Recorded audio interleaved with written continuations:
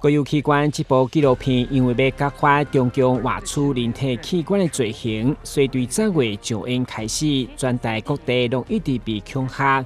对此，在市会9号公开报送进前，嘛到处收到要藏爆炸恐吓批，所以第4分局上午嘛大动作安检，民众敢若冒着生命危险来看电影。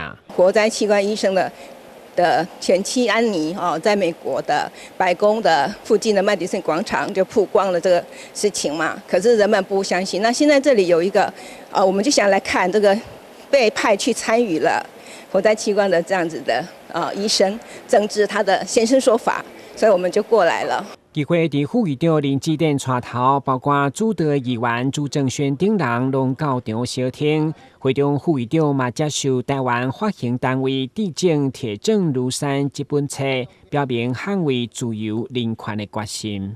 这本书是把中共的罪恶永远钉在历史的羞耻柱上。我们今天把这么重要的书送给台南市议会，请副议长代为接受，谢谢。拒绝恐惧，传递真相。拒绝恐惧，传递真相。